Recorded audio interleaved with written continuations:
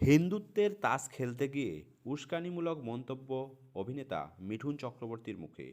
হুগলিতে সভা করতে এসে চরম উস্কানি মিঠুনের মুখে। অন্যান্য দলের কাছে কাতর আবেদন।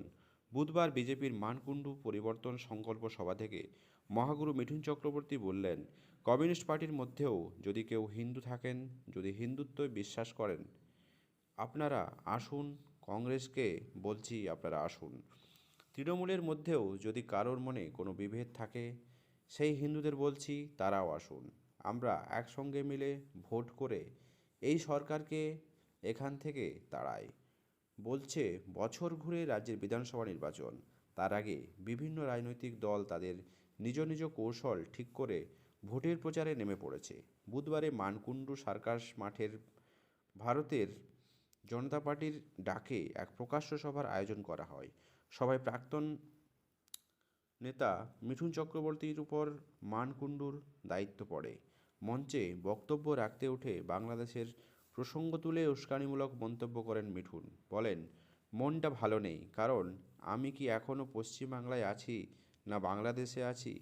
এখানে মুসলিমদের এই সরকার ছুট দিয়ে রেখেছে। মিঠুন আরও বলেছেন, এটা আমাদের বাংলা, আমাদের পশ্চিম বাংলা, হিন্দুদের বাংলা। আমাদের নেতাদেরও বলবো, যদি কারোর সঙ্গে কারোর মনোমালিন্য থাকে, নির্বাচন পর্যন্ত সেটা সবাই মিটিয়ে নিন।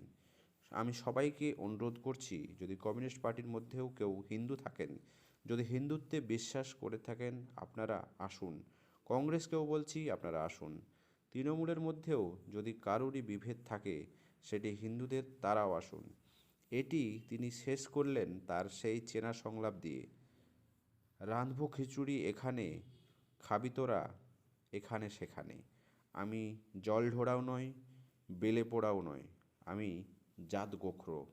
এইভাবেই মিঠুন চক্রবর্তীকে দেখা গেল হুগলির এই মানকুণ্ডুর জনসভা থেকে তারা বিভিন্ন দলীয় কর্মীদেরকে বিজেপির মধ্যে থেকে এই সরকারকে পতন ঘটানো। এবং তিনি যে মন্তব্যগুলি করেছেন, সেটি কি রাজনীতির আগিনায় সত্যিই কি যুক্তিযুক্ত? অবশ্যই আপনার মত কমেন্ট বক্সে জানাতে ভুলবেন না। চ্যানেলে নতুন হলে সাবস্ক্রাইব করে পাশে থাকবেন।